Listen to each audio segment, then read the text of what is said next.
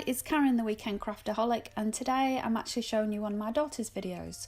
We're going to make some DIY baubles, and this is one of the finished results, and as you can see it looks really cute winter scene. So these baubles come in most craft stores, I guess. They come in two halves, as you can see, and you can put any picture inside that you like. So we're going to use the Believe in Yourself kit from Fawn. So this is the stamp with a coordinating die. Now you could use anything inside of these if you've got photographs, any little ornaments, that kind of thing. And you can see she's just applying that stamp now to an acrylic block and then using some VersaFine just to attach it to a piece of scrap card. Now I don't need to worry too much about Copic friendly inks. I don't use alcohol inks, and she's going to just use some pencils to colour this in. Now you could use any medium you like. I also sometimes like to use the watercolour pencils because I think they blend nicer as well, but these are just basic pencils. So if you wanted to get a child involved in these, you could use textures, felt tips, any kind of colouring medium you like.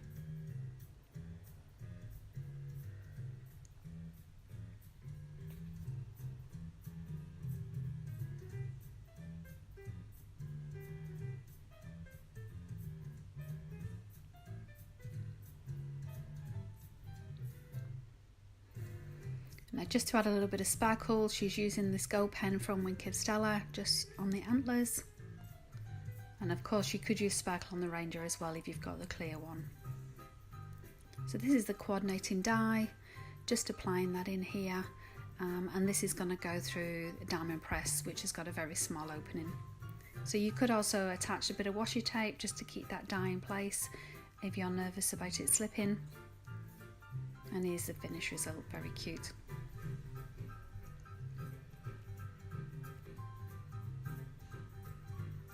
Okay, so just get a piece of acetate or any kind of plastic really that's going to be sturdy enough to stand up.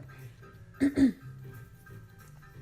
then using some circle dies. Now to make sure you got your sizing right, just make sure you're using the diameter that fits inside the bauble, as you can see here.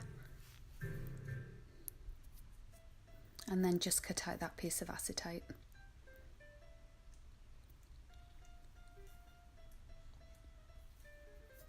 Okay, now there we have it. Now to make sure the snow or the glitter is going to actually fit underneath and not stick to one side, you can see she's just measuring it for size here. You do need to cut off a little bit along the bottom as well, just so that anything you have underneath can flow through when it's hung up on the tree.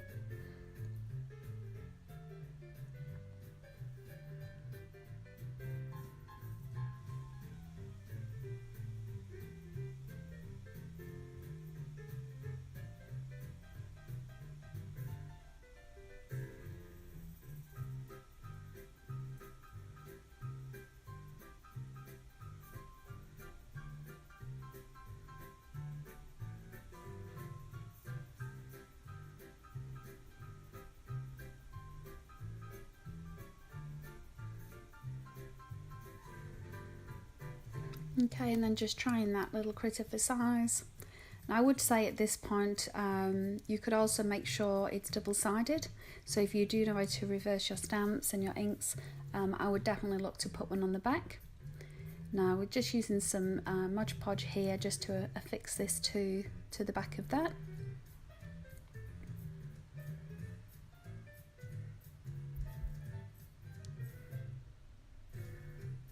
And then just trying it for size. So you can see once it's inside, the acetate's more or less invisible and it doesn't draw too much attention.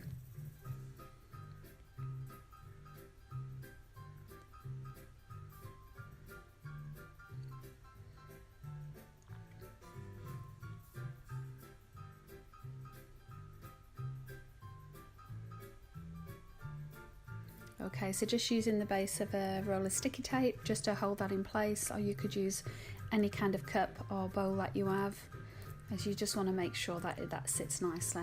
And I guess this is the fiddly bit. Just use any craft glue that you've got that you know dries clear. This obviously is the Lawn Ornamentals one, which I'm absolutely loving this year. If you've seen my hits and misses video on last week's YouTube, I've only got this the last few weeks and I'm absolutely in love with it, so I've already ordered some additional supplies of it. So here it goes. It looks a little bit messy, but don't worry too much about it because you won't see it at all once it dries. It's better to have more than less. You don't want it to fall down and slip forward.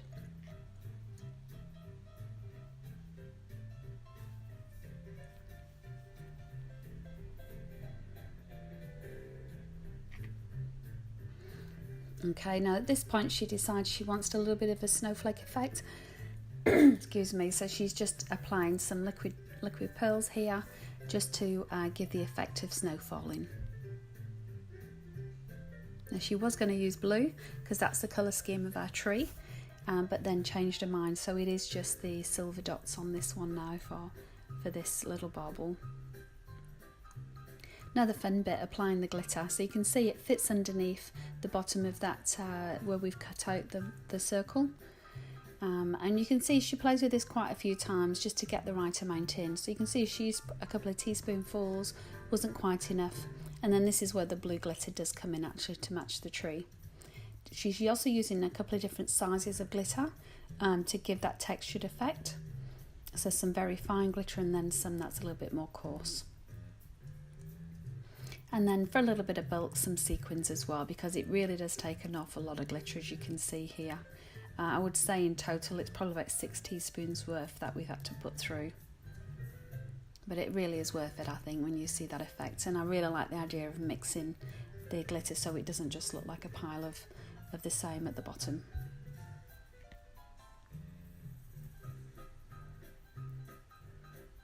Give it a good shake, and then the last things to do now is just put a little bit of a split pin on the top, so you can actually hang this from your tree or wherever you plan to use it. And obviously we're just using the silver tie here, but you could also apply a ribbon if you're maybe not going to put it on a tree, you want it hanging from a wall for example, and have a more decorative finish towards that. As I say, you could use this for any object, any photo. They really are nice and quick and easy to do, as you can see. So that's inspired you to have a go. It's a little bit of fun for Christmas.